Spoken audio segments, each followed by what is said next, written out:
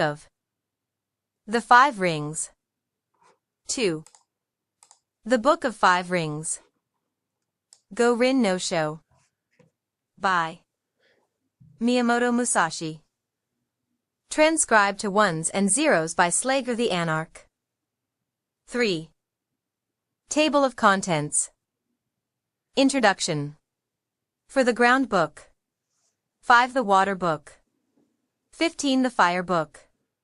29. The Wind Book. 44. The Book of the Void. 53. 4. Introduction. I have been many years training in the way of strategy, called Ni-10 Ichi Ryu, and now I think I will explain it in writing for the first time.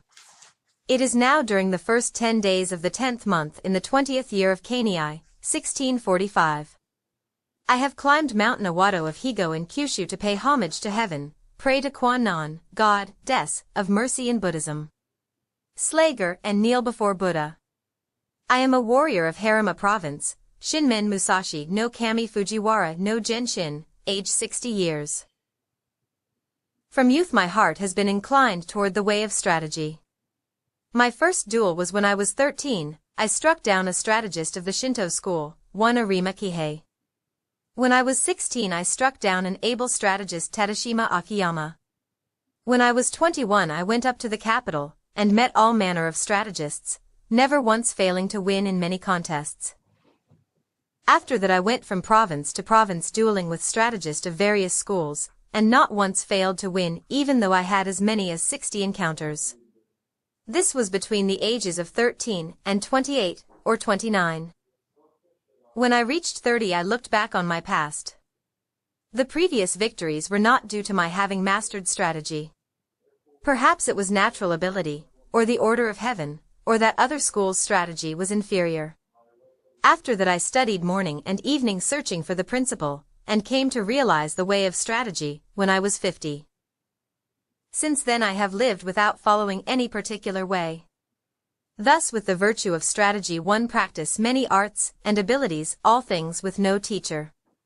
To write this book I did not use the law of Buddha, or the teachings of Confucius, neither old war chronicles nor books on martial tactics.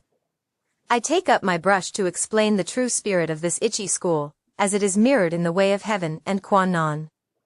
The time is the night of the 10th day of the 10th month, at the hour of the tiger, 3 to 5 a.m. The Ground Book 5. The Ground Book. 6. The Ground Book. Strategy is the craft of the warrior. Commanders must enact the craft, and troopers should know this way. There is no warrior in the world today who really understands the way of strategy. There are various ways. There is the way of salvation by the law of Buddha, the way of Confucius governing the way of learning, the way of healing as a doctor, as a poet teaching the way of waka, a type of poem. Slager tea, archery, and many arts and skills. Each man practices as he feels inclined. It is said the warrior's is the twofold way of pen and sword, and he should have a taste for both ways. Even if a man has no natural ability, he can be a warrior, by sticking assiduously to both divisions of the way. Generally speaking, the way of the warrior is resolute acceptance of death. Although not only warriors but priests, women, peasants, and lowlier folk have been known to die readily in the cause of duty, or out of shame, this is a different thing. The warrior is different in that studying the way of strategy is based on overcoming men. By victory gained in crossing swords with individuals, or in joining battle with large numbers, we can attain power and fame for ourselves or our Lord. This is the virtue of strategy. The way of strategy. In China and Japan practitioners of the way have been known as masters of strategy. Warriors must learn this way. Recently there have been people getting on in the world as strategists, but they are usually just sword fencers. The attendants of the Kashima Kantorai shrines of the province Hitachi received instruction from the gods, and made schools based on this teaching, traveling from country to country instructing men. This is the recent meaning of strategy. In olden times strategy was listed among the 10 abilities and 7 arts as a beneficial practice. It was certainly an art, but as a beneficial practice it was not limited to sword fencing. The true value of sword fencing cannot be seen within the confines of sword fencing technique. 7. If we look at the world we see arts for sale. Men use equipment to sell their own selves. As if with the nut and the flower, the nut has become less than flower.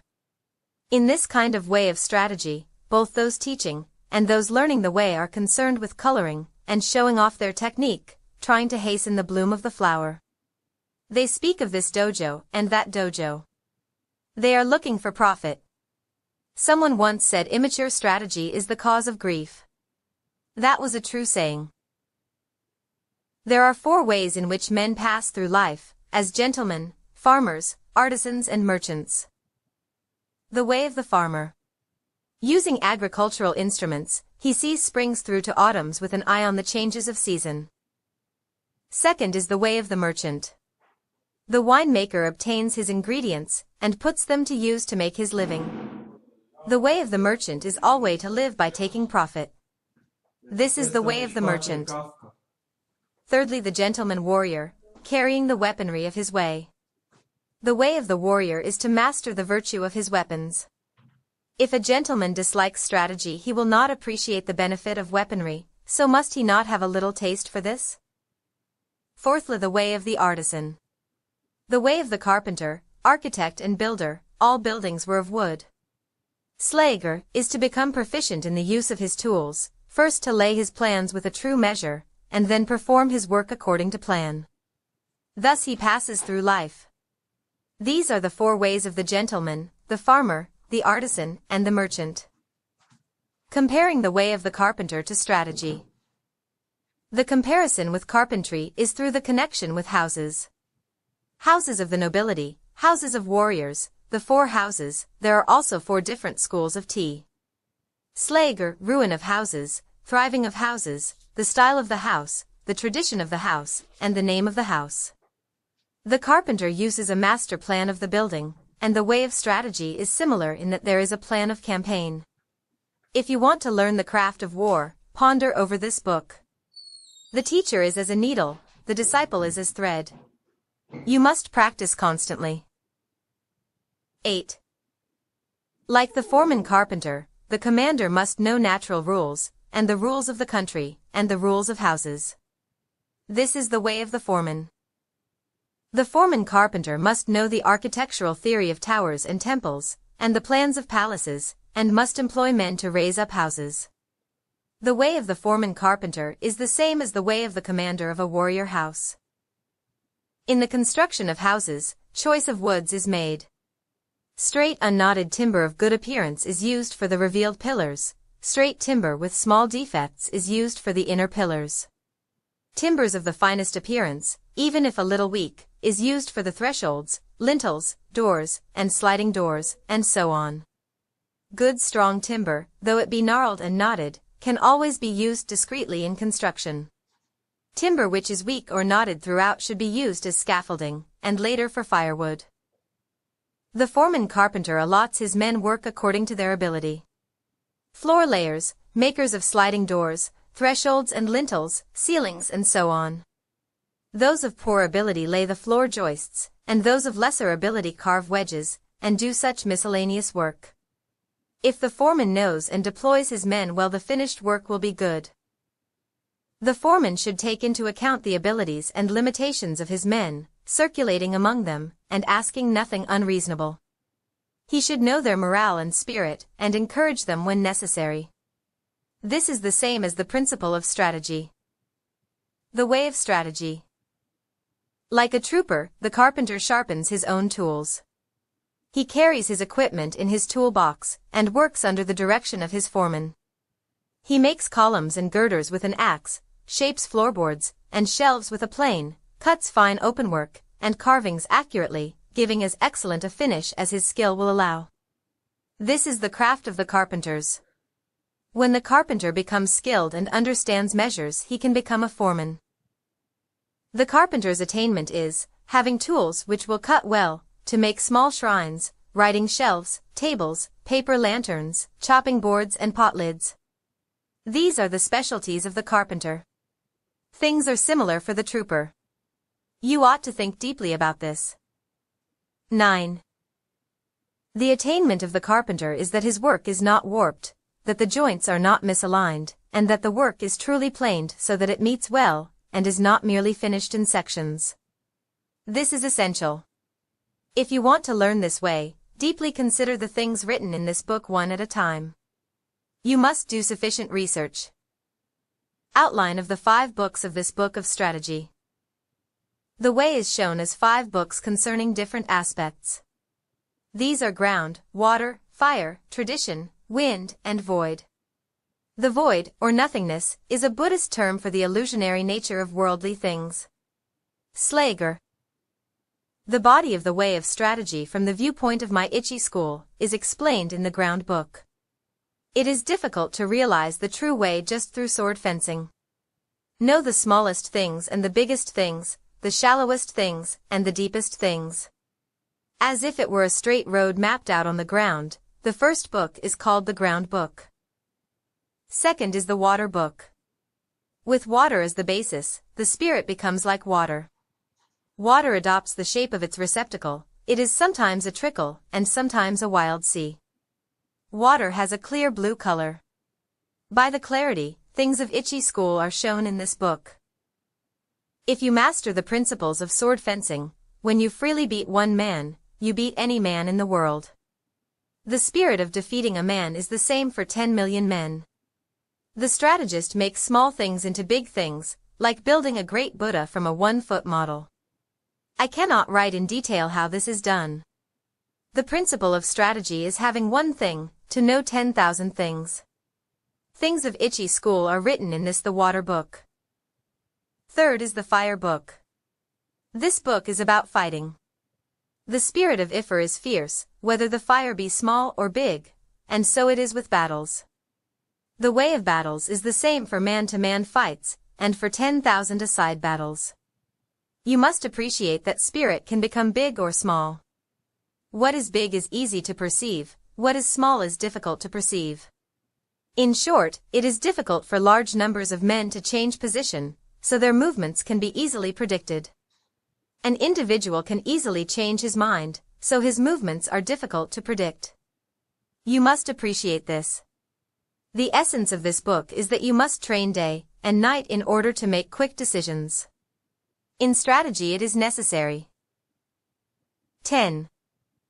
To treat training as part of normal life with your spirit unchanging. Thus combat in battle is described in the fire book. Fourthly, the wind book. This book is not concerned with Miyamoto school, but with other schools of strategy. By wind I mean old traditions, present-day traditions, and family traditions of strategy. Thus I clearly explain the strategies of the world. This is tradition. It is difficult to know yourself if you do not know others. To all ways there are sidetracks. If you study a way daily, and your spirit diverges, you may think you are obeying a good way, but objectively it is not the true way. If you are following the true way and diverge a little, this will later become a large divergence. You must realize this. Other strategies have come to be thought of as mere sword fencing, and it is not unreasonable that this should be so. The benefit of my strategy, although it includes sword fencing, lies in a separate principle. I have explained what is commonly meant by strategy in other schools in the tradition, wind book. Fifthly, the book of the void. By void I mean that which has no beginning and no end. Attaining this principle means not attaining the principle. The way of strategy is the way of nature. When you appreciate the power of nature, knowing rhythm of any situation, you will be able to hit the enemy naturally and strike naturally. All this is the way of the void. I intend to show how to follow the true way according to nature in the book of the void. The name Ichi Ryu Ni2, one school 2 swords. Warriors, both commanders and troopers, carry 2 swords at their belt. In olden times these were called the long sword and the sword. Nowadays they are known as the sword and the companion sword. Let it suffice to say that in our land, whatever the reason, a warrior carries 2 swords at his belt. It is the way of the warrior. Naito Ichi Ryu shows the advantages of using both swords. The spear and the halberd are weapons which are carried out of doors. Students of the Ichi school way of strategy should train from the start with the sword, and the long sword in either hand. This is a truth: when you sacrifice your life, you must make fullest use of your weaponry. It is false not to do so, and to die with a weapon yet undrawn. 11. If you hold a sword with both hands, it is difficult to wield it freely to left and right, so my method is to carry the sword in one hand.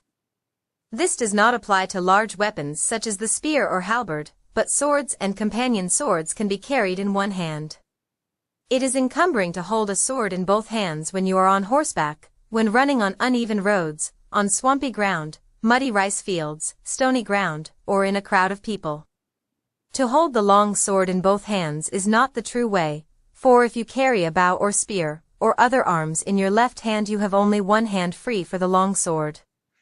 However, when it is difficult to cut an enemy down with one hand, you must use both hands.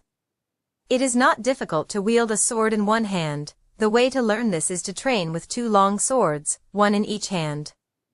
It will seem difficult at first, but everything is difficult at first. Bows are difficult to draw, halberds are difficult to wield, as you become accustomed to the bow, so your pull will become stronger. When you become used to wielding the long sword, you will gain the power of the way, and wield the sword well. As I will explain in the second book, the Water Book, there is no fast way of wielding the long sword.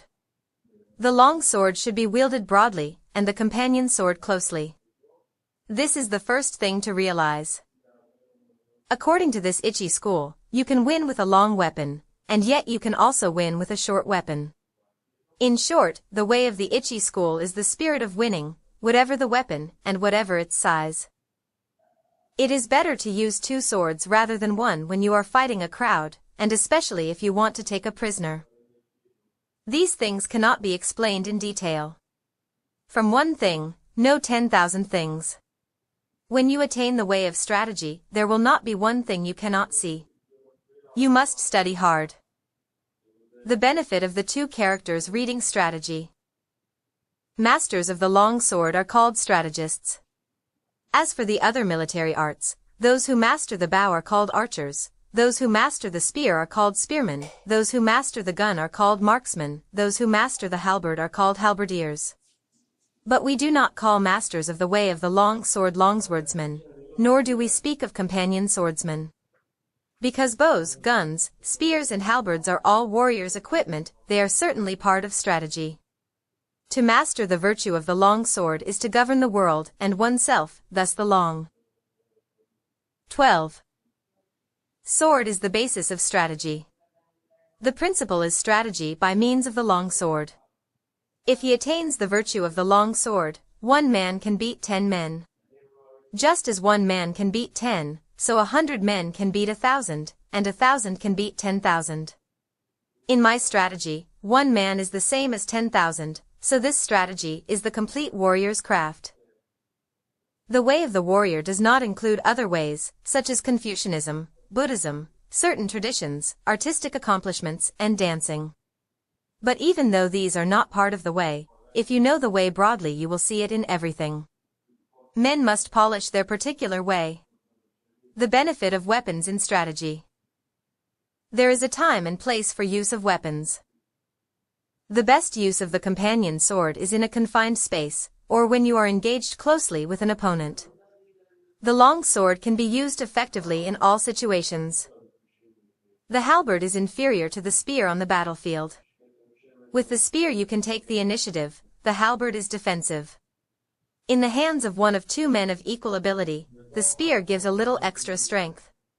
Spear and halberd both have their uses, but neither is very beneficial in confined spaces. They cannot be used for taking a prisoner. They are essentially weapons for the field. Anyway, if you learn indoor techniques, you will think narrowly and forget the true way. Thus you will have difficulty in actual encounters. The bow is tactically strong at the commencement of battle, especially battles on a moor, as it is possible to shoot quickly from among the spearmen. However, it is unsatisfactory in sieges, or when the enemy is more than 40 yards away. For this reason there are nowadays few traditional schools of archery. There is little use nowadays for this kind of skill. From inside fortifications, the gun has no equal among weapons. It is the supreme weapon on the field before the ranks clash, but once swords are crossed the gun becomes useless. One of the virtues of the bow is that you can see the arrows in flight, and correct your aim accordingly, whereas gunshot cannot be seen. You must appreciate the importance of this. 13. Just as a horse must have endurance and no defects, so it is with weapons. Horses should walk strongly, and swords and companion swords should cut strongly. Spears and halberds must stand up to heavy use, bows and guns must be sturdy. Weapons should be hardy rather than decorative. You should not have a favorite weapon. To become overfamiliar with one weapon is as much a fault as not knowing it sufficiently well. You should not copy others, but use weapons which you can handle properly. It is bad for commanders and troopers to have likes and dislikes. These are things you must learn thoroughly. Timing in strategy. There is timing in everything. Timing in strategy cannot be mastered without a great deal of practice. Timing is important in dancing and pipe or string music, for they are in rhythm only if timing is good. Timing and rhythm are also involved in the military arts, shooting bows and guns, and riding horses. In all skills and abilities there is timing. There is also timing in the void. There is timing in the whole life of the warrior, in his thriving and declining, in his harmony and discord. Similarly, there is timing in the way of the merchant, in the rise and fall of capital. All things entail rising and falling timing. You must be able to discern this. In strategy there are various timing considerations. From the outset you must know the applicable timing, and the inapplicable timing, and from among the large and small things, and the fast and slow timings find the relevant timing, first seeing the distance timing, and the background timing. This is the main thing in strategy. It is especially important to know the background timing, otherwise your strategy will become uncertain. You win battles with the timing in the void born of the timing of cunning by knowing the enemy's timing, and thus using a timing which the enemy does not expect. 14. All the 5 books are chiefly concerned with timing. You must train sufficiently to appreciate this. If you practice day and night in the above Ichi school strategy, your spirit will naturally broaden. Thus is large-scale strategy, and the strategy of hand-to-hand combat propagated in the world. This is recorded for the first time in the 5 books of ground, water, fire, tradition, wind, and void. This is the way for men who want to learn my strategy. 1. Do not think dishonestly. 2. The way is in training. 3. Become acquainted with every art. 4. Know the ways of all professions. 5. Distinguish between gain and loss in worldly matters. 6. Develop intuitive judgment and understanding for everything. 7. Perceive those things which cannot be seen. 8. Pay attention even to trifles. 9. Do nothing which is of no use.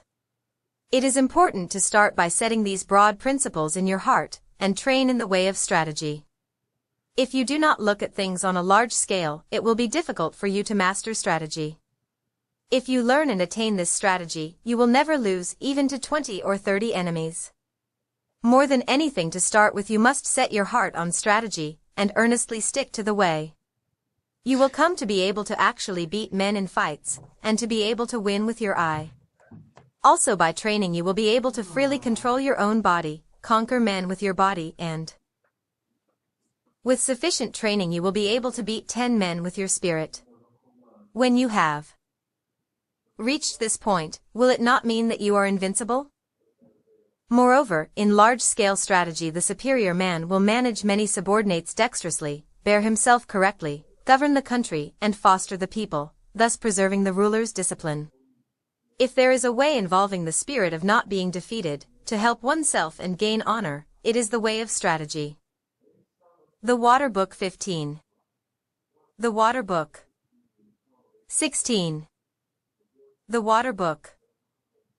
The spirit of the Ni-10 Ichi school of strategy is based on water, and this water book explains methods of victory as the longsword form of the Ichi school. Language does not extend to explaining the way in detail, but it can be grasped intuitively. Study this book, read a word then ponder on it. If you interpret the meaning loosely you will mistake the way. The principles of strategy are written down here in terms of single comba, but you must think broadly so that you attain an understanding for 10,000 A-side battles. Strategy is different from other things in that if you mistake the way even a little you will become bewildered and fall into bad ways. If you merely read this book you will not reach the way of strategy. Absorb the things written in this book. Do not just read, memorize or imitate, but, so that you realize the principle from within your own heart, study hard to absorb these things into your body. Spiritual bearing in strategy. In strategy your spiritual bearing must not be any different from normal. Both in fighting and in everyday life you should be determined though calm. Meet the situation without tenseness yet not recklessly, your spirit settled yet unbiased. Even when your spirit is calm do not let your body relax, and when your body is relaxed do not let your spirit slacken. Do not let your spirit be influenced by your body, or your body be influenced by your spirit. Be neither insufficiently spirited nor over-spirited. An elevated spirit is weak and a low spirit is weak. Do not let the enemy see your spirit. Small people must be completely familiar with the spirit of large people, and large people must be familiar with the spirit of small people. Whatever your size, do not be misled by the reactions of your own body. With your spirit open and unconstricted, look at things from a high point of view. You must cultivate your wisdom and spirit. Polish your wisdom, learn public justice, distinguish between good and evil, study the ways of different arts one by one. When you cannot be deceived by men you will have realized the wisdom of strategy. 17. The wisdom of strategy is different from other things. On the battlefield, even when you are hard-pressed, you should ceaselessly research the principles of strategy so that you can develop a steady spirit. Stance in strategy. Adopt a stance with the head erect, neither hanging down, nor looking up, nor twisted. Your forehead and the space between your eyes should not be wrinkled. Do not roll your eyes nor allow them to blink, but slightly narrow them. With your features composed, keep the line of your nose straight, with a feeling of slightly flaring your nostrils. Hold the line of the rear of the neck straight, instill vigor into your hairline, and in the same way from the shoulders down through your entire body. Lower both shoulders and, without the buttocks jutting out, put strength into your eggs from the knees to the tips of your toes. Brace your abdomen so that you do not bend at the hips. Wedge your companion's sword in your belt against your abdomen, so that your belt is not slack. This is called wedging in. In all forms of strategy, it is necessary to maintain the combat stance in everyday life, and to make your everyday stance your combat stance. You must research this well. The gaze in strategy. The gaze should be large and broad. This is the twofold gaze: perception and sight. Perception is strong and sight weak. In strategy it is important to see distant things as if they were close, and to take a distanced view of close things. It is important in strategy to know the enemy's sword, and not to be distracted by insignificant movements of his sword. You must study this. The gaze is the same for single combat, and for large-scale strategy. It is necessary in strategy to be able to look to both sides without moving the eyeballs. You cannot master this ability quickly. Learn what is written here, use this gaze in everyday life, and do not vary it whatever happens. 18. Holding the long sword. Grip the long sword with a rather floating feeling in your thumb and forefinger, with the middle finger neither tight nor slack, and with the last two fingers tight. It is bad to have play in your hands. When you take up a sword, you must feel intent on cutting the enemy. As you cut an enemy you must not change your grip, and your hands must not cower. When you dash the enemy's sword aside, or ward it off, or force it down, you must slightly change the feeling in your thumb and forefinger. Above all, you must be intent on cutting the enemy in the way you grip the sword. The grip for combat and for sword testing is the same. There is no such thing as a man-cutting grip. Generally, I dislike fixedness in both long swords and hands. Fixedness means a dead hand. Pliability is a living hand. You must bear this in mind. Footwork. With the tips of your toes somewhat floating, tread firmly with your heels. Whether you move fast or slow, with large or small steps, your feet must always move as in normal walking.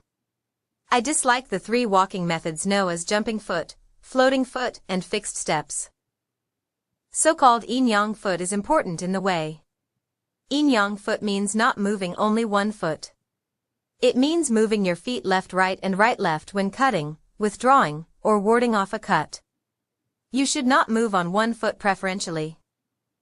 The 5 attitudes. The 5 attitudes are upper, middle, lower, right side, and left side. These are the give. Although attitude has these 5 divisions, the one purpose of all of them is to cut the enemy. There are none but these 5 attitudes. 19. Whatever attitude you are in, do not be conscious of making the attitude, think only of cutting. Your attitude should be large or small according to the situation. Upper, lower and middle attitudes are decisive. Left side and right side attitudes are fluid. Left and right attitudes should be used if there is an obstruction overhead or to one side. The decision to use left or right depends on the place. The essence of the way is this. To understand attitude, you must thoroughly understand the middle attitude. The middle attitude is the heart of attitudes. If we look at strategy on a broad scale, the middle attitude is the seat of the commander, with the other 4 attitudes following the commander. You must appreciate this. The way of the long sword. Knowing the way of the long sword means we can wield with 2 fingers the sword we usually carry. If we know the path of the sword well, we can wield it easily. If you try to wield the long sword quickly, you will mistake the way. To wield the long sword well, you must wield it calmly. If you try to wield it quickly, like a folding fan or a short sword, you will err by using short sword chopping. You cannot cut down a man with a long sword using this method.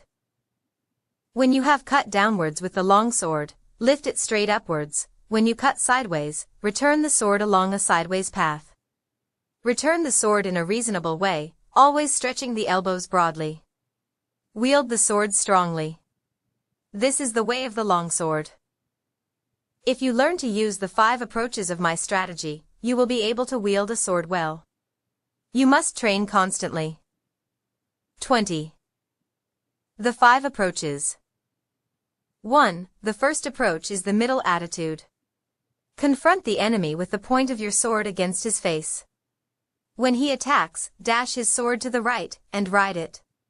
Or, when the enemy attacks, deflect the point of his sword by hitting downwards, keep your long sword where it is, and as the enemy renews his attack, cut his arms from below.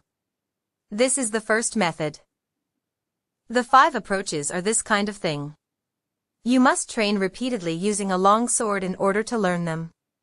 When you master my way of the long sword, you will be able to control any attack the enemy makes. I assure you, there are no attitudes other than the 5 attitudes of the long sword of Ni2. 2. In the second approach with the long sword, from the upper attitude, cut the enemy just as he attacks.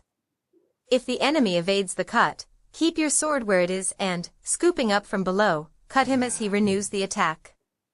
It is possible to repeat the cut from here. In this method there are various changes in timing and spirit. You will be able to understand this by training in the Ichi school. You will always win with the 5 long sword methods. You must train repetitively. 3. In the third approach, adopt the lower attitude, anticipating scooping up. When the enemy attacks, hit his hands from below. As you do so, he may try to hit your sword down. If this is the case, cut his upper arms horizontally with a feeling of crossing. This means that from the lower attitudes you hit the enemy at the instant that he attacks. You will encounter this method often, both as a beginner and in later strategy. You must train holding a long sword. 21. 4. In this fourth approach, adopt the left side attitude. As the enemy attacks, hit his hands from below. If as you hit his hands he attempts to dash down your sword, with the feeling of hitting his hands, parry the path of his long sword and cut across from above your shoulder. This is the way of the long sword. Through this method you win by parrying the line of the enemy's attack. You must research this. 5. In the fifth approach, the sword is in the right side attitude. In accordance with the enemy's attack, cross your long sword from below at the side to the upper attitude. Then cut straight from above. This method is essential for knowing the way of the long sword well. If you can use this method, you can freely wield a heavy long sword. I cannot describe in detail how to use these 5 approaches. You must become well acquainted with in harmony with the long sword way, learn large-scale timing, understand the enemy's long sword, and become used to the 5 approaches from the outset. You will always win by using these 5 methods, with various timing considerations discerning the enemy's spirit. You must consider all this carefully. The attitude no attitude teaching. Attitude no attitude means that there is no need for what are known as long sword attitudes. Even so, attitudes exist as the 5 ways of holding the long sword. However you hold the sword, it must be in such a way that it is easy to cut the enemy well, in accordance with the situation, the place, and your relation to the enemy. From the upper attitude, as your spirit lessens, you can adopt the middle attitude, and from the middle attitude you can raise the sword a little in your technique, and adopt the upper attitude. From the lower attitude you can raise the sword, and adopt the middle attitudes as the occasion demands. According to the situation, if you turn your sword from either the left side or right side attitude towards the center, the middle, or the lower attitude results. 22. The principle of this is called existing attitude, non-existing attitude. The primary thing when you take a sword in your hands is your intention to cut the enemy, whatever the means. Whenever you parry, hit, spring, strike or touch the enemy's cutting sword, you must cut the enemy in the same movement. It is essential to attain this. If you think only of hitting, springing, striking or touching the enemy, you will not be able actually to cut him. More than anything, you must be thinking of carrying your movement through to cutting him. You must thoroughly research this. Attitude in strategy on a larger scale is called battle array. Such attitudes are all for winning battles. Fixed formation is bad. Study this well. To hit the enemy in one timing. In one timing means, when you have closed with the enemy, to hit him as quickly and directly as possible, without moving your body or settling your spirit, while you see that he is still undecided. The timing of hitting before the enemy decides to withdraw, break or hit, is this in one timing. You must train to achieve this timing, to be able to hit in the timing of an instant. The abdomen timing of 2. When you attack and the enemy quickly retreats, as you see him tense you must feint a cut. Then, as he relaxes, follow up and hit him. This is the abdomen timing of 2. It is very difficult to attain this by merely reading this book, but you will soon understand with a little instruction. No design, no conception, when word and actions are spontaneously the same. Slager. In this method, when the enemy attacks, and you also decide to attack, hit with your body, and hit with your spirit, and hit from the void with your hands, accelerating strongly. This is the no design, no conception cut. This is the most important method of hitting. It is often used. You must train hard to understand it. 23. The flowing water cut. The flowing water cut is used when you are struggling blade to blade with the enemy. When he breaks and quickly withdraws trying to spring with his long sword, expand your body and spirit and cut him as slowly as possible with your long sword, following your body like stagnant water. You can cut with certainty if you learn this. You must discern the enemy's grade. Continuous cut. When you attack and the enemy also attacks, and your swords spring together, in one action cut his head, hands and legs. When you cut several places with one sweep of the long sword, it is the continuous cut. You must practice this cut, it is often used. With detailed practice you should be able to understand it. The fire and stones cut. The fires and stones cut means that when the enemy's long sword and your long sword clash together, you cut as strongly as possible without raising the sword even a little. This means cutting quickly with the hands, body, and legs, all three cutting strongly. If you train well enough, you will be able to strike strongly. The red leaves cut. The red leaves cut, allusion to falling, dying leaves. Slager means knocking down the enemy's long sword. The spirit should be getting control of his sword. When the enemy is in a long sword attitude in front of you and intent on cutting, hitting and parrying, you strongly hit the enemy's long sword with the fire and stones cut, perhaps in the spirit of the no design, no conception cut. If you then beat down the point of his sword with a sticky feeling, he will necessarily drop the sword. If you practice this cut, it becomes easy to make the enemy drop his sword. You must train repetitively. 24. The body in place of the long sword. Also the long sword in place of the body. Usually we move the body and the sword at the same time to cut the enemy. However, according to the enemy's cutting method, you can dash against him with your body first and afterwards cut with the sword. If his body is immovable, you can cut first with the long sword, but generally you hit first with the body and then cut with the long sword. You must research this well and practice hitting. Cut and slash. To cut and to slash are two different things. Cutting, whatever form of cutting it is decisive, with a resolute spirit. Slashing is nothing more than touching the enemy. Even if you slash strongly, and even if the enemy dies instantly, it is slashing. When you cut, your spirit is resolved. You must appreciate this. If you first slash the enemy's hands or legs, you must then cut strongly.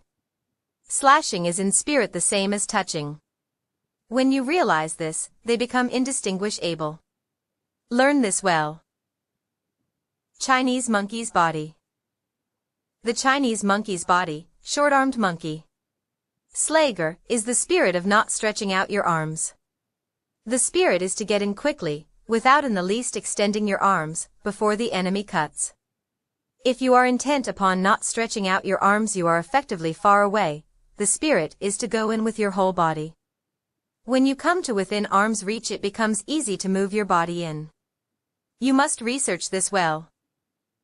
Glue and lacquer emulsion body. The spirit of glue and lacquer emulsion body is to stick to the enemy and not separate from him. When you approach the enemy, stick firmly with your head, body and legs. People tend to advance their head and legs quickly, but their body lags behind. You should stick firmly so that there is not the slightest gap between the enemy's body and your body. You must consider this carefully. 25. To strive for height. By to strive for height is meant, when you close with the enemy, to strive with him for superior height without cringing. Stretch your legs, stretch your hips, and stretch your neck face to face with him. When you think you have won, and you are the higher, thrust in strongly. You must learn this. To apply stickiness. When the enemy attacks, and you also attack with the long sword, you should go in with a sticky feeling and fix your long sword against the enemy's as you receive his cut. The spirit of stickiness is not hitting very strongly, but hitting so that the long swords do not separate easily. It is best to approach as calmly as possible when hitting the enemy's long sword with stickiness. The difference between stickiness and entanglement is that stickiness is firm and entanglement is weak. You must appreciate this. The body strike. The body strike means to approach the enemy through a gap in his guard. The spirit is to strike him with your body. Turn your face a little aside and strike the enemy's breast with your left shoulder thrust out. Approach with the spirit of bouncing the enemy away, striking as strongly as possible in time without breathing. If you achieve this method of closing with the enemy, you will be able to knock him 10 or 20 feet away. It is possible to strike the enemy until he is dead. Train well. 3 ways to parry his attack. There are 3 methods to parry a cut. First, by dashing the enemy's long sword to your right, as if thrusting at his eyes, when he makes an attack. Or, to parry by thrusting the enemy's long sword towards his right eye with the feeling of snipping his neck. 26. Or, when you have a short long sword, without worrying about parrying the enemy's long sword, to close with him quickly, thrusting at his face with your left hand. These are the 3 methods of parrying. You must bear in mind that you can always clench your left hand and thrust at the enemy's face with your fist. For this it is necessary to train well. To stab at the face. To stab at the face means, when you are in confrontation with the enemy, that your spirit is intent of stabbing at his face, following the line of the blades with the point of your long sword.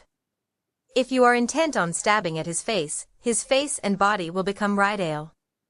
When the enemy becomes as if rideable, there are various opportunities for winning. You must concentrate on this. When fighting and the enemy's body becomes as if rideable, you can win quickly, so you ought not to forget to stab at the face. You must pursue the value of this technique through training. To stab at the heart. To stab at the heart means, when fighting, and there are obstructions above, or to the sides, and whenever it is difficult to cut, to thrust at the enemy. You must stab the enemy's breast without letting the point of your long sword waver, showing the enemy the ridge of the blade square on, and with the spirit of deflecting his long sword. The spirit of this principle is often useful, when we become tired, or for some reason our long sword will not cut. You must understand this method. To scold tut.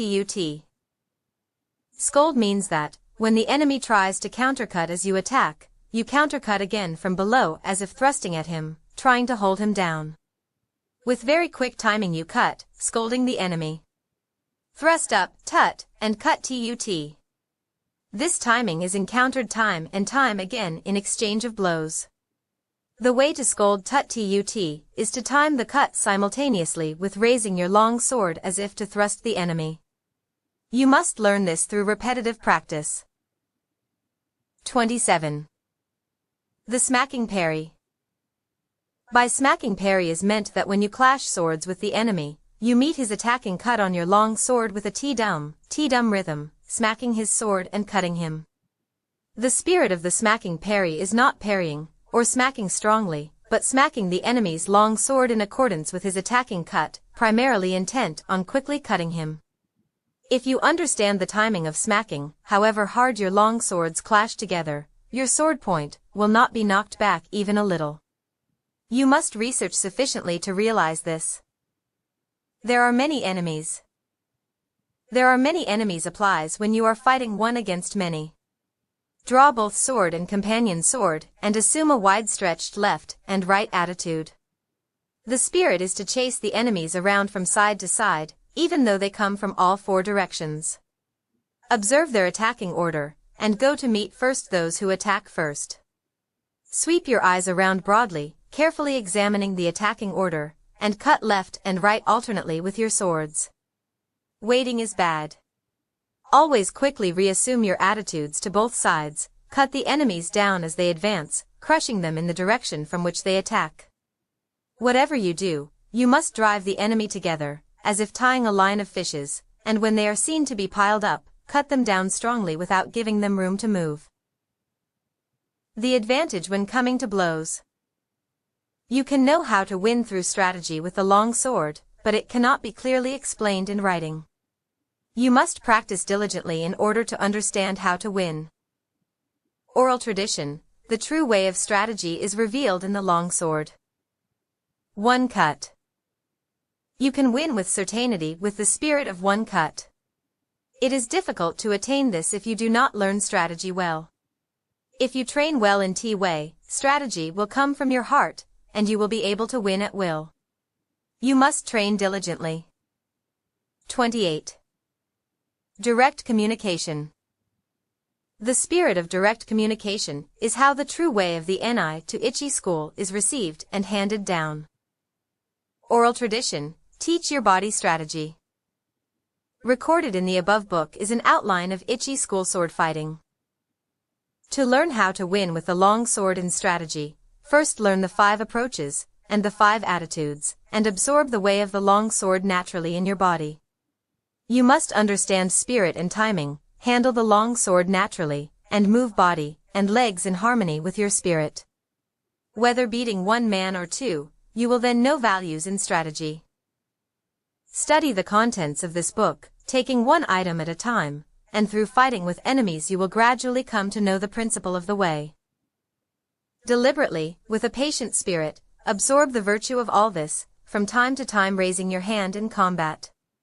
Maintain this spirit whenever you cross swords with an enemy. Step by step walk the 1,000-mile road. Study strategy over the years and achieve the spirit of the warrior. Today is victory over yourself of yesterday, tomorrow is your victory over lesser men.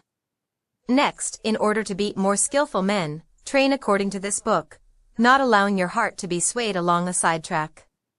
Even if you kill an enemy, if it is not based on what you have learned, it is not the true way. If you attain this way of victory, then you will be able to beat several ends of men. What remains is sword fighting ability, which you can attain in battles and duels. 29. The Fire Book. The Fire Book. 30. The Fire Book. In this the Fire Book of the Ni to Ichi School of Strategy 1 describe fighting as fire. In the first place, people think narrowly about the benefit of strategy. By using only their fingertips, they only know the benefit of 3 of the 5 inches of the wrist. They let a contest be decided, as with the folding fan, merely by the span of their forearms. They specialize in the small matter of dexterity, learning such trifles as hand and leg movements with the bamboo practice sword. In my strategy, the training for killing enemies is by way of many contests, fighting for survival, discovering the meaning of life and death, learning the way of the sword, judging the strength of attacks and understanding the way of the edge and ridge of the sword. You cannot profit from small techniques, particularly when full armor is worn. Rokugu, 6 pieces body armor, helmet, mask, thigh pieces, gauntlets, and leg pieces. Slager, my way of strategy is the sure method to win when fighting for your life 1 man against 5 or 10. There is nothing wrong with the principle 1 man can beat 10, so 1,000 men can beat 10,000. You must research this. Of course you cannot assemble 1,000 or 10,000 men for everyday training. But you can become a master of strategy by training alone with a sword, so that you can understand the enemy's stratagems, his strength and resources, and come to appreciate how to apply strategy to beat 10,000 enemies. Any man who wants to master the essence of my strategy must research diligently, training morning and evening. Thus can he polish his skill, become free from self, and realize extraordinary ability. He will come to possess miraculous power. This is the practical result of strategy. Depending on the place, examine your environment. Stand in the sun, that is, take up an attitude with the sun behind you. If the situation does not allow this, you must try to keep the sun on your right side. In buildings, you must stand with the entrance behind you or to your right. Make sure that your rear is unobstructed, and that there is free space on your left, your right side being occupied with your side attitude. At night, if the enemy 31 can be seen, keep the fire behind you, and the entrance to your right, and otherwise take up your attitude as above. You must look down on the enemy, and take up your attitude on slightly higher places. For example, the kamiza, residence of the ancestral spirit of a house, often a slightly raised recess in a wall, with ornaments. Slager in a house is thought of as a high place. When the fight comes, always endeavor to chase the enemy around to your left side. Chase him towards awkward places, and try to keep him with his back to awkward places. When the enemy gets into an inconvenient position, do not let him look around, but conscientiously chase him around and pin him down. In houses, chase the enemy into the thresholds, lintels, doors, verandas, pillars, and so on, again not letting him see his situation. Always chase the enemy into bad footholds, obstacles at the side, and so on, using the virtues of the place to establish predominant positions from which to fight. You must research and train diligently in this. The 3 methods to forestall the enemy.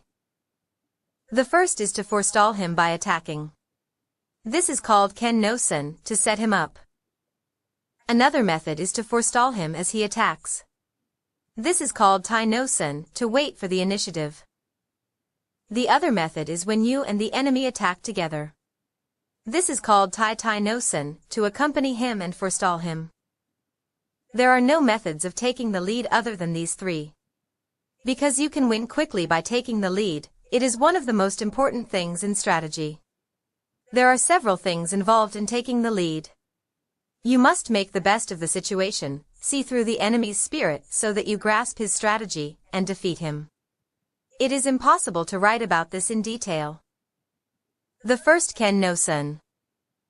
When you decide to attack, keep calm and dash in quickly, forestalling the enemy. Or you can advance seemingly strongly, but with a reserved spirit, forestalling him with the reserve. 32. Alternatively, advance with as strong a spirit as possible, and when you reach the enemy move with your feet a little quicker than normal, unsettling him and overwhelming him sharply. Or with your spirit calm, attack with a feeling of constantly crushing the enemy, from first to last. The spirit is to win in the depths of the enemy. These are all ken no senior. The second tai no sen. When the enemy attacks, remain undisturbed, but feign weakness.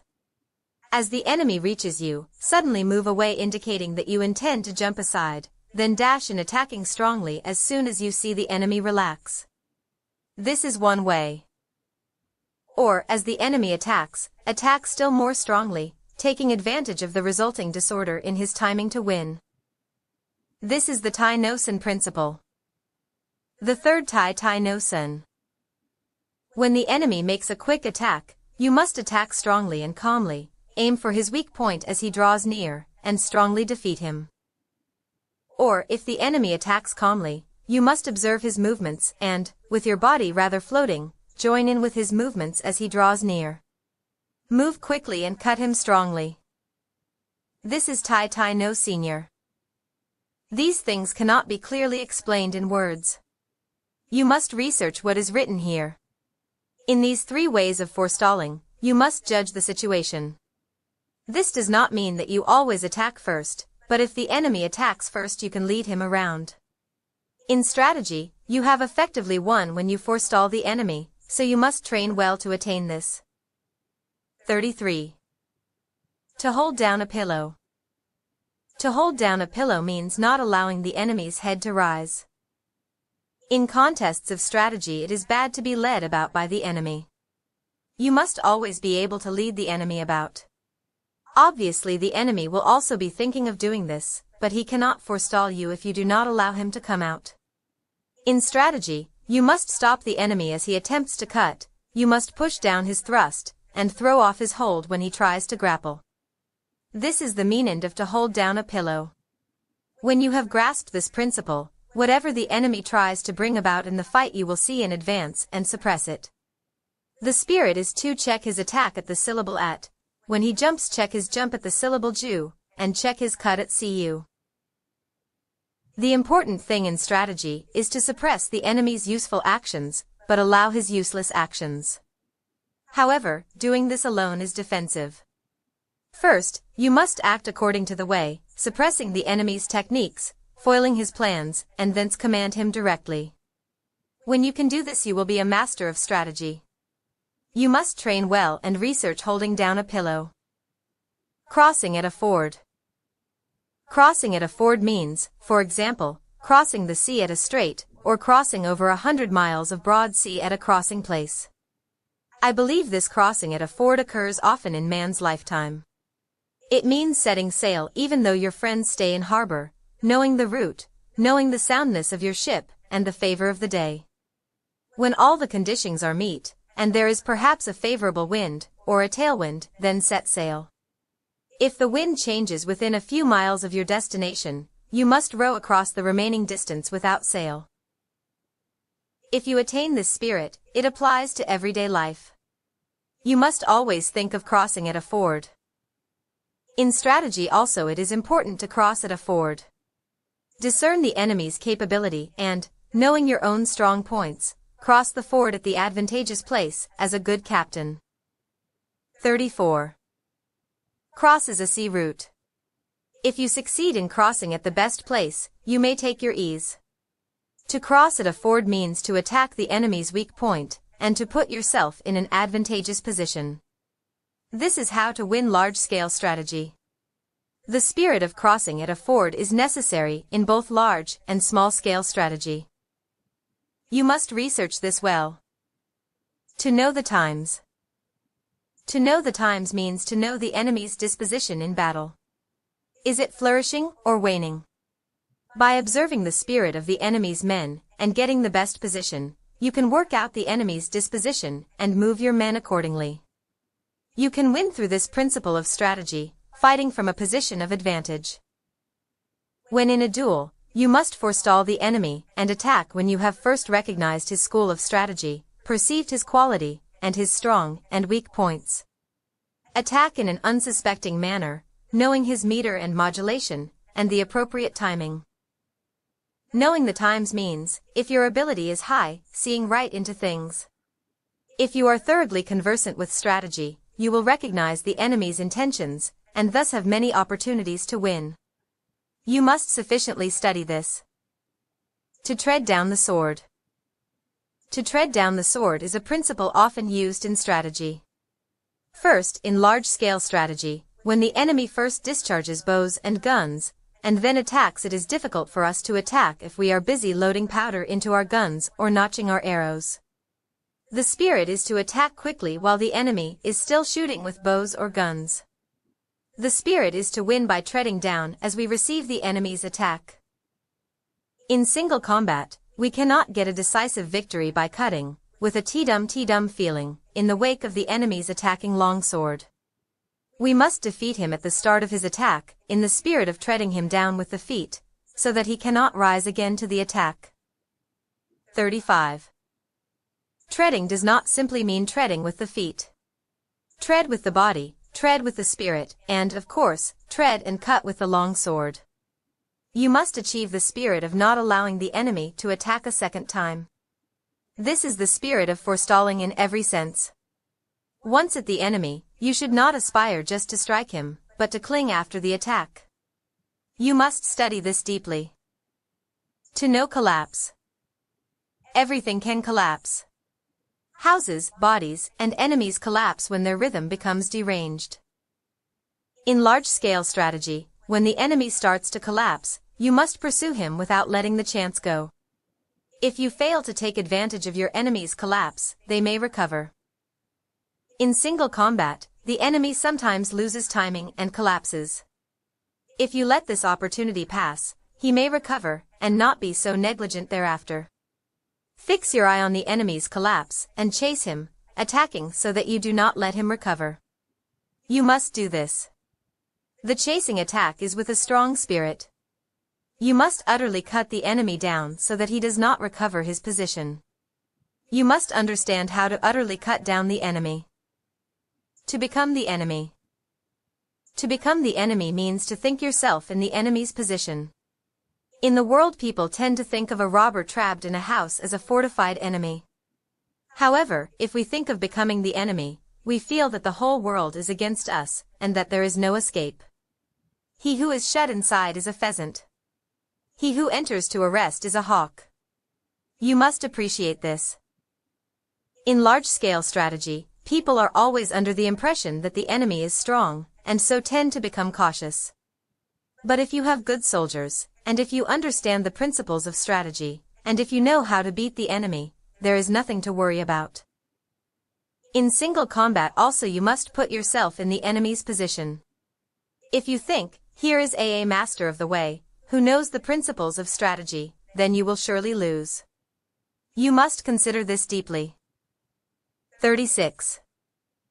To release four hands.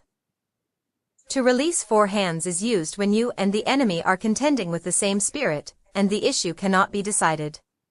Abandon this spirit and win through an alternative resource. In large-scale strategy, when there is a four-hands spirit, do not give up it as man's existence. Immediately throw away this spirit and win with a technique the enemy does not expect. In single combat also, when we think we have fallen into the four-hands situation, we must defeat the enemy by changing our mind and applying a suitable technique according to his condition. You must be able to judge this. To move the shade. To move the shade is used when you cannot see the enemy's spirit. In large-scale strategy, when you cannot see the enemy's position, indicate that you are about to attack strongly, to discover his resources. It is easy then to defeat him with a different method once you see his resources. In single combat, if the enemy takes up a rear or side attitude of the long sword so that you cannot see his intention, make a feint attack, and the enemy will show his long sword, thinking he sees your spirit. Benefiting from what you are shown, you can win with certainty. If you are negligent, you will miss the timing. Research this well. To hold down a shadow. Holding down a shadow is used when you can see the enemy's attacking spirit. In large-scale strategy, when the enemy embarks on an attack, if you make a show of strongly suppressing his technique, he will change his mind. Then, altering your spirit, defeat him by forestalling him with a void spirit. 37. Or in single combat, hold down the enemy's strong intention with a suitable timing, and defeat him by forestalling him with this timing. You must study this well. To pass on. Many things are said to be passed on. Sleepiness can be passed on, and yawning can be passed on. Time can be passed on also. In large-scale strategy, when the enemy is agitated and shows an inclination to rush, do not mind in the least. Make a show of complete calmness, and the enemy will be taken by this, and will become relaxed. When you see that this spirit has been passed on, you can bring about the enemy's defeat by attacking strongly with a void spirit. In single combat, you can win by relaxing your body and spirit and then, catching on to the moment the enemy relaxes, attack strongly and quickly, forestalling him. What is known as getting someone drunk is similar to this. You can also infect the enemy with a bored, careless, or weak spirit. You must study this well. To cause loss of balance. Many things can cause a loss of balance. One cause is danger, another is hardship, and another is surprise. You must research this. In large-scale strategy, it is important to cause loss of balance. Attack without warning where the enemy is not expecting it, and while his spirit is undecided, follow up your advantage and, having the lead, defeat him. Or, in single combat, start by making a show of being slow, then suddenly attack strongly. Without allowing him space for breath to recover from the fluctuation of spirit, you must grasp the opportunity to win. Get the feel of this. 38. To frighten. Fright often occurs, caused by the unexpected. In large-scale strategy, you can frighten the enemy not just by what you present to their eyes, but by shouting, making a small force seem large, or by threatening them from the flank without warning. These things all frighten. You can win by making best use of the enemy's frightened rhythm. In single combat, also, you must use the advantage of taking the enemy unawares by frightening him with your body, long sword, or voice, to defeat him. You should research this well. To soak in. When you have come to grips and are striving together with the enemy, and you realize that you cannot advance, you soak in and become one with the enemy. You can win by applying a suitable technique while you are mutually entangled. In battles involving large numbers as well as in fights with small numbers, you can often win decisively with the advantage of knowing how to soak into the enemy, whereas, were you to draw apart, you would lose the chance to win. Research this well. To injure the corners. It is difficult to move strong things by pushing directly, so you should injure the corners. In large-scale strategy, it is beneficial to strike at the corners of the enemy's force. If the corners are overthrown, the spirit of the whole body will be overthrown. To defeat the enemy, you must follow up the attack when the corners have fallen. In single combat, it is easy to win once the enemy collapses. This happens when you injure the corners of his body, and thus weaken him. It is important to know how to do this, so you must research deeply. 39. To throw into confusion. This means making the enemy lose resolve. In large-scale strategy, we can use our troops to confuse the enemy on the field. Observing the enemy's spirit, we can make him think, here, there, like that, like this, slow, fast. Victory is certain when the enemy is caught up in a rhythm which confuses his spirit.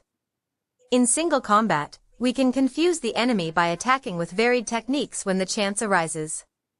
Feint a thrust or cut, or make the enemy think you are going to close with him, and when he is confused you can easily win. This is the essence of fighting, and you must research it deeply. The 3 shouts.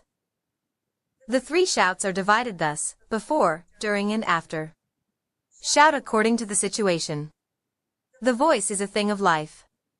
We shout against fires and so on, against the wind and the waves. The voice shows energy. In large-scale strategy, at the start of battle we shout as loudly as possible. During the fight, the voice is low-pitched, shouting out as we attack. After the contest, we shout in the wake of our victory. These are the 3 shouts. In single combat, we make as if to cut and shout "ei" at the same time to disturb the enemy, then in the wake of our shout we cut with the long sword. We shout after we have cut down the enemy. This is to announce victory. This is called Sengo no Ko, before and after voice. We do not shout simultaneously with flourishing the long sword. We shout during the fight to get into rhythm. Research this deeply. To mingle. In battles, when the armies are in confrontation, attack the enemy's strong points and, when you see that they are beaten back, quickly separate, and attack yet another strong point on the periphery of his force. The spirit of this is like a winding mountain path. 40. This is an important fighting method for one man against many.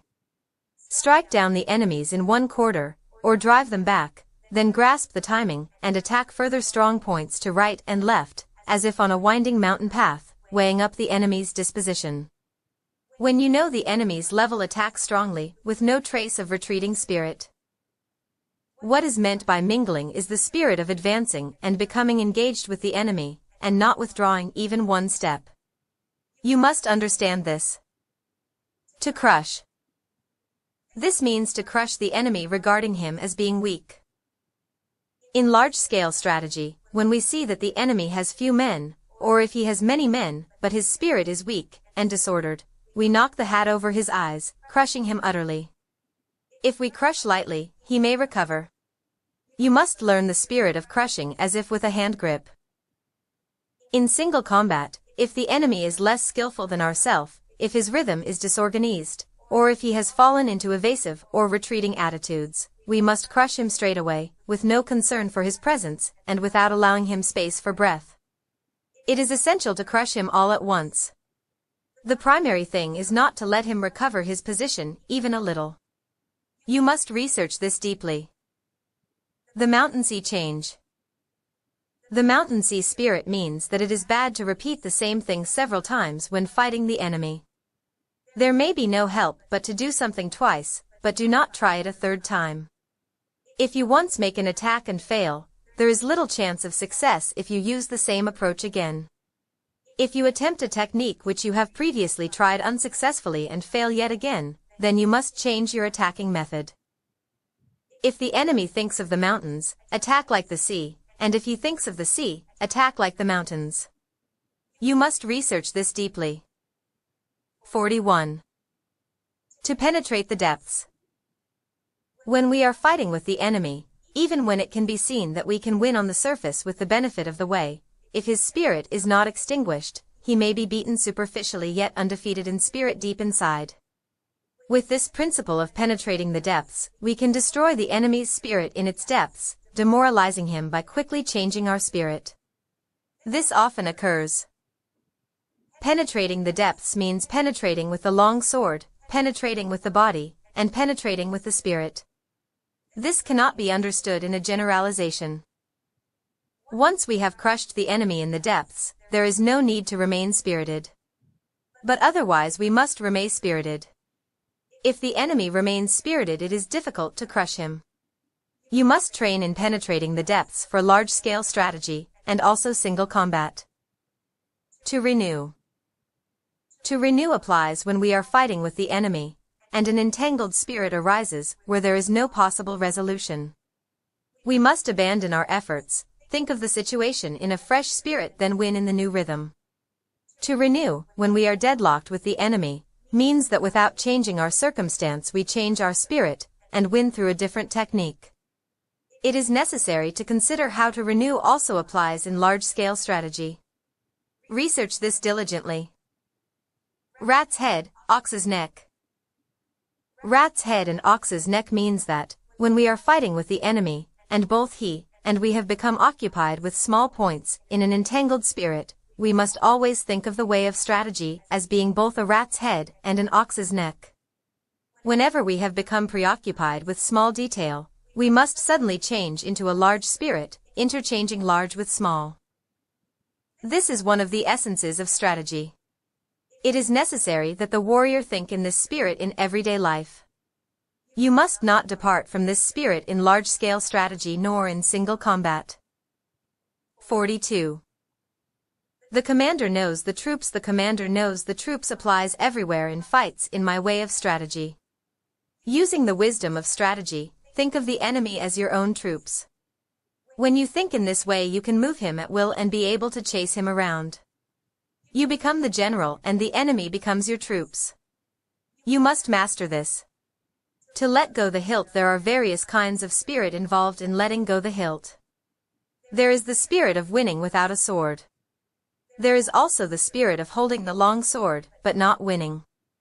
The various methods cannot be expressed in writing. You must train well. The body of a rock. When you have mastered the way of strategy, you can suddenly make your body like a rock, and 10,000 things cannot touch you. This is the body of a rock. You will not be moved. Oral tradition. What is recorded above is what has been constantly on my mind about Ichi school. Sword fencing, written down as it came to me. This is the first time I have written about my technique.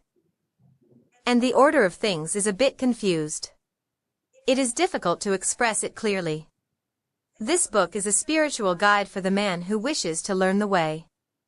My heart has been inclined to the way of strategy from my youth onwards. I have devoted myself to training my hand, tempering my body, and attaining the many spiritual attitudes of sword fencing. If we watch men of other schools discussing theory, and concentrating on techniques with the hands, even though they seem skillful to watch, they have not the slightest true spirit. 43. Of course, men who study in this way think they are training the body and spirit, but it is an obstacle to the true way, and its bad influence remains forever. Thus the true way of strategy is becoming decadent and dying out. The true way of sword fencing is the craft of defeating the enemy in a fight, and nothing other than this.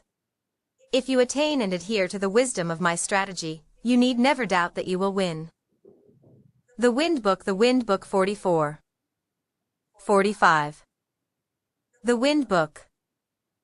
In strategy you must know the ways of other schools, so I have written about various other traditions of strategies in this The Wind Book. Without knowledge of the ways of other schools, it is difficult to understand the essence of my Ichi school. Looking at other schools, we find some that specialize in techniques of strength using extra long swords. Some schools study the way of the short sword, known as kodachi. Some schools teach dexterity in large numbers of sword techniques, teaching attitudes of the sword as the surface, and the way as the interior. That none of these are the true way I show clearly in the interior of this book all the vices, and virtues, and rights, and wrongs.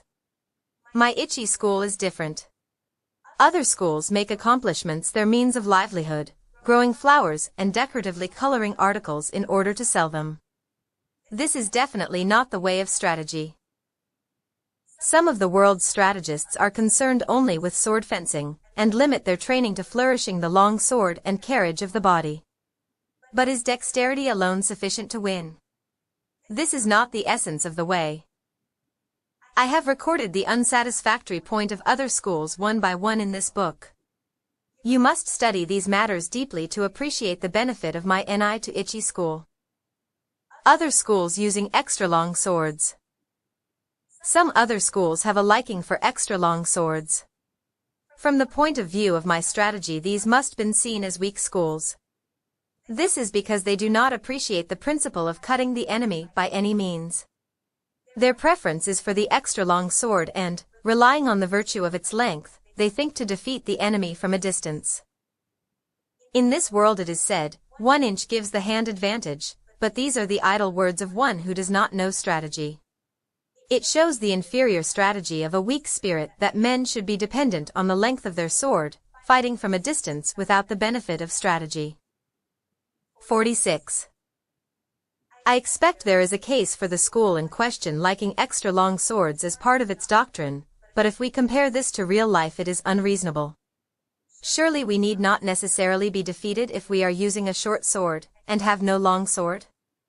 It is difficult for these people to cut the enemy when at close quarters, because of the length of the long sword.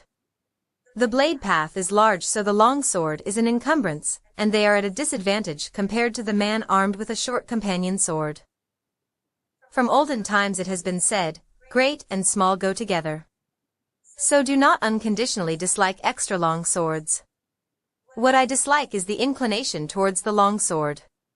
If we consider large-scale strategy, W can think of large forces in terms of long swords, and small forces as short swords. Cannot few emi give battle against many? There are many instances of few men overcoming many.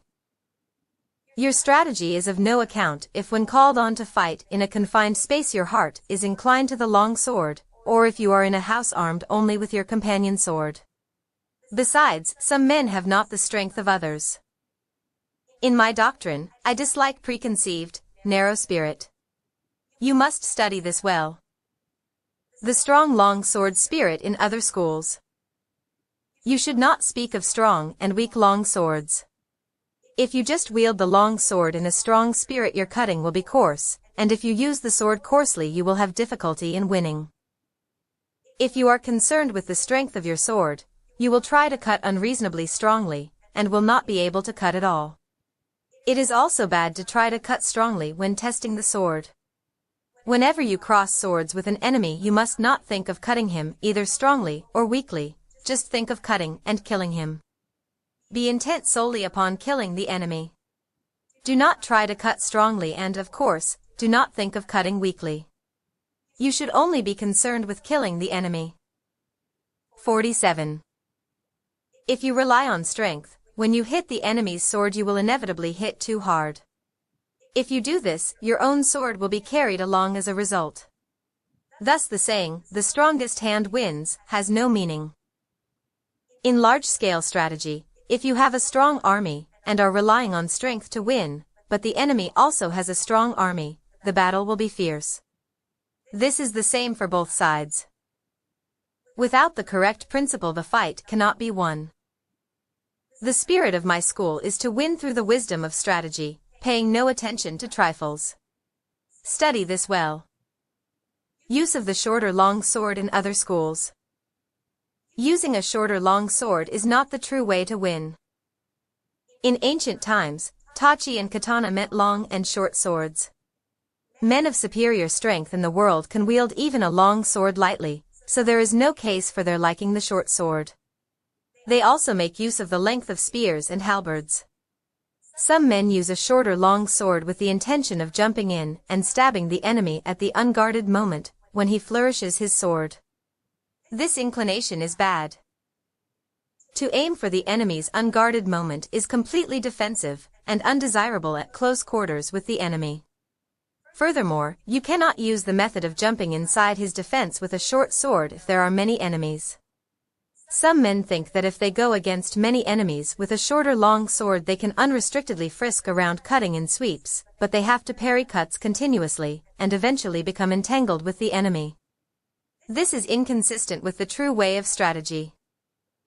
The sure way to win thus is to chase the enemy around in confusing manner, causing him to jump aside, with your body held strongly and straight. The same principle applies to large-scale strategy.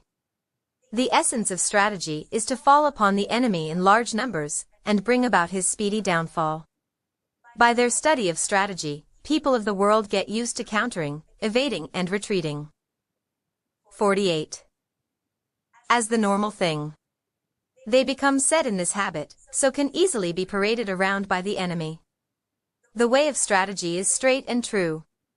You must chase the enemy around and make him obey your spirit. Other schools with many methods of using the long sword. Placing a great deal of importance on the attitudes of the long sword is a mistaken way of thinking. What is known in the world as attitude applies when there is no enemy. The reason is that this has been a precedent since ancient times, and there should be no such thing as this is the modern way to do it in dueling. You must force the enemy into inconvenient situations. Attitudes are for situations in which you are not to be moved. That is, for garrisoning castles, battle array, and so on, showing the spirit of not being moved even by a strong assault. In the way of dueling, however, you must always be intent upon taking the lead and attacking. Attitude is the spirit of awaiting an attack. You must appreciate this. In duels of strategy you must move the opponent's attitude. Attack where his spirit is lax, throw him into confusion, irritate and terrify him.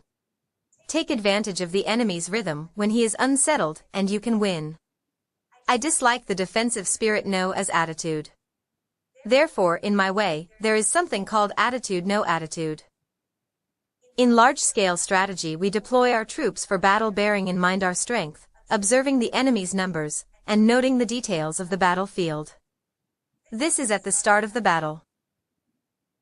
The spirit of attacking first is completely different from the spirit of being attacked.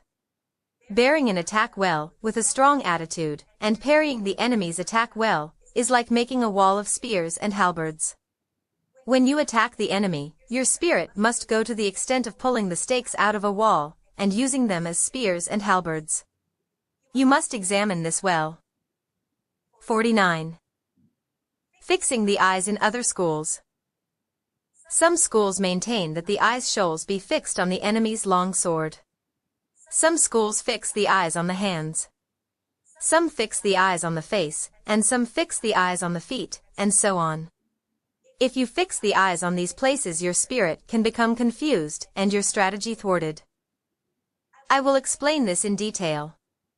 Footballers do not fix their eyes on the ball, but by good play on the field they can perform well. When you become accustomed to something, you are not limited to the use of your eyes. People such as master musicians have the music score in front of their nose, or flourish swords in several ways when they have mastered the way, but this does not mean that they fix their eyes on these things specifically, or that they make pointless movements of the sword. It means that they can see naturally. In the way of strategy, when you have fought many times you will easily be able to appraise the speed and position of the enemy's sword, and having mastery of the way you will see the weight of his spirit. In strategy, fixing the eyes means gazing at the man's heart.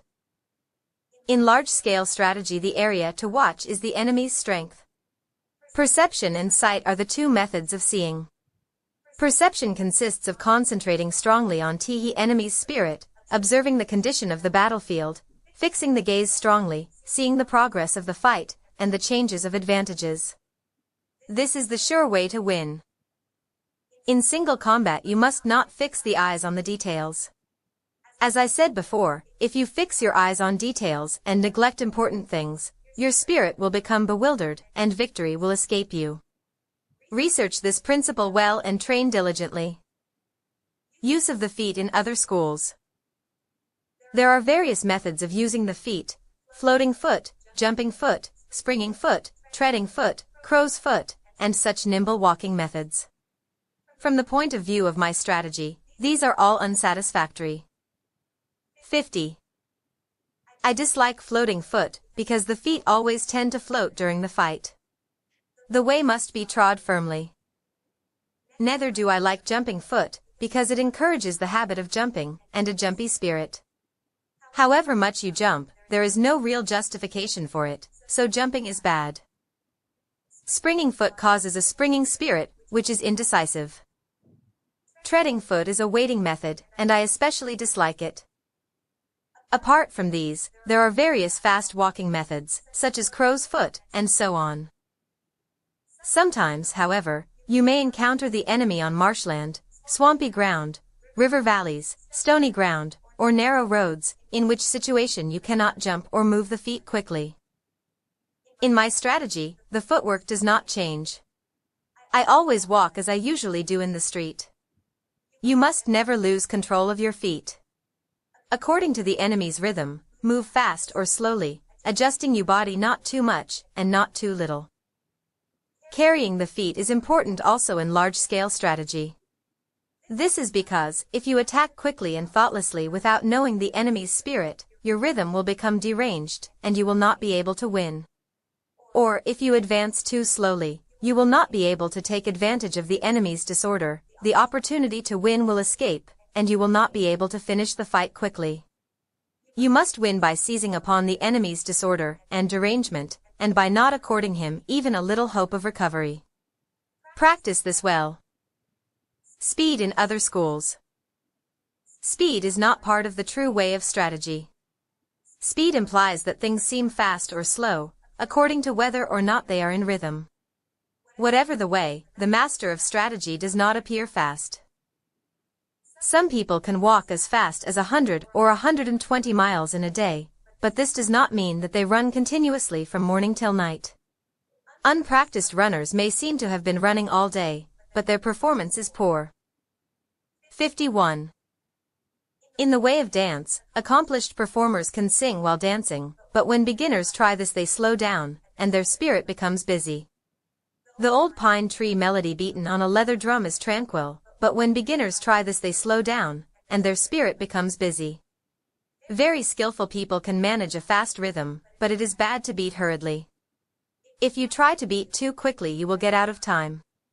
Of course, slowness is bad. Really skillful people never get out of time, and are always deliberate, and never appear busy. From this example, the principle can be seen. What is known as speed is especially bad in the way of strategy. The reason for this is that depending on the place, marsh or swamp, and so on, it may not be possible to move the body and legs together quickly. Still less will you be able to cut quickly if you have a long sword in this situation. If you try to cut quickly, as if using a fan or short sword, you will not actually cut even a little. You must appreciate this. In large-scale strategy also, a fast busy spirit is undesirable. The spirit must be that of holding down a pillow, then you will not be even a little late.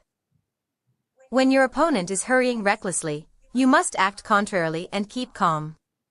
You must not be influenced by the opponent. Train diligently to attain this spirit. Interior and surface in other schools. There is no interior nor surface in strategy. The artistic accomplishments usually claim inner meaning and secret tradition, and interior and gait, but in combat there is no such thing as fighting on the surface, or cutting with the interior. When I teach my way, I first teach by training in techniques which are easy for the pupil to understand, a doctrine which is easy to understand. I gradually endeavor to explain the deep principle, points which it is hardly possible to comprehend, according to the pupil's progress. In any event, because the way to understanding is through experience, I do not speak of interior and gait.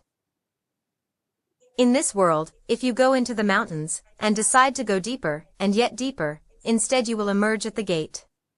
Whatever the way, it has an interior, and it is sometimes a good thing to point out the gate. In strategy, we cannot say what is concealed and what is revealed. Accordingly, I dislike passing on my way through written pledges and regulations.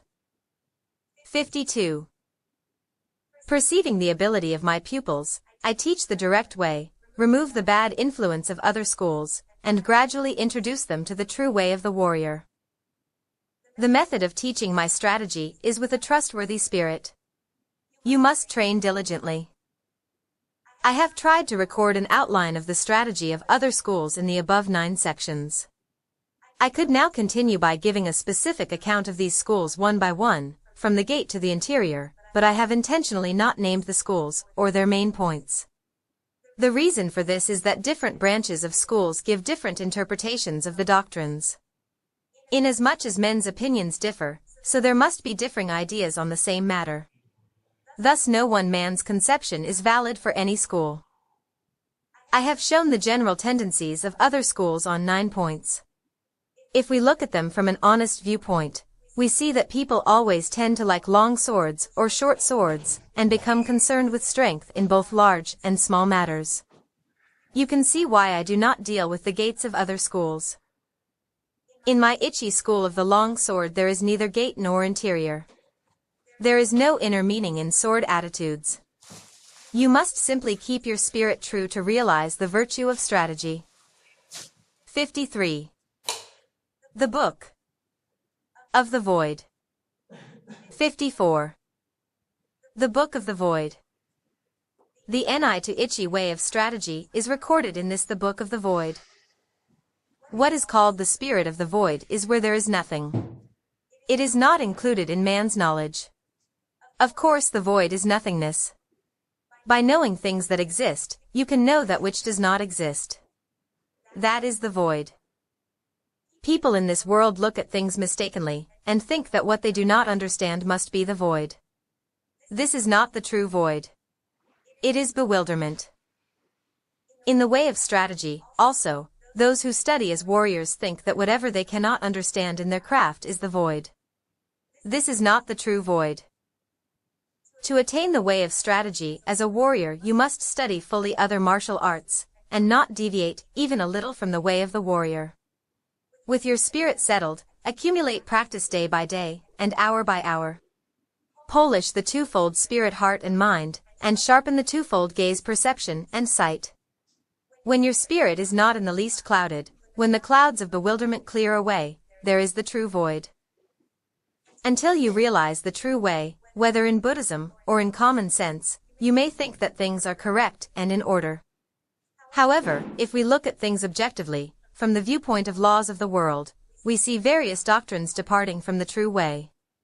Know well this spirit, and with forthrightness as the foundation, and the true spirit as the way. Enact strategy broadly, correctly and openly. Then you will come to think of things in a wide sense and, taking the void as the way, you will see the way as void. In the void is virtue, and no evil. Wisdom has existence, principle has existence, the way has existence, spirit is nothingness. 12th day of the 5th month, 2nd year of Shoho, 1645, Teruro Maganojo Shinmin Musashi. 55. Miyamoto Musashi. Miyamoto Musashi grew up during a period of great social change in Japan, the late 1500s and early 1600s. For centuries, feudal Japanese warlords had battled over wealth, power, and land. Just before the birth of Musashi, the rise of the shogun united the country for the first time in centuries, suppressing the internal conflicts. The shogun and his successors imposed strict bureaucratic rules throughout Japan. With the drawing down of armed conflicts, many samurai, as leaders and soldiers of the feudal warlords became ronin, wave men, as the armies were disbanded. The name was an apt one, tossed about on the waves of fate. These masterless samurai roamed the country with nothing but their 2 swords stuck in their belts. Musashi, born a samurai in 1584, was the most famous of these ronin. It has been estimated that Musashi had dueled over 60 swordsmen before reaching his 30th year, with his first bout at age 13. While there are no accurate historical records, very few Japanese would deny that his life had been epic. Many folk stories are told of his prowess with the blade, and it is said that he had never lost in any of his duels. Musashi is also credited with founding the Nitin-Ichirya style, which advocated using 2 swords. Apart from his martial abilities, Musashi was also known as a prolific painter of sumi-e paintings using brush and ink. Not much is known about Musashi between his 30th and 50th years. However, in 1640 Musashi accepted service with the Hosokawa clan, and 3 years later, in Higo province, began work on his great book, the Book of 5 Rings. He finished this influential work on swordsmanship and strategy in May 1645, the same year he died. Musashi has enjoyed an immense popularity in the 20th century and beyond, largely as a result of this work.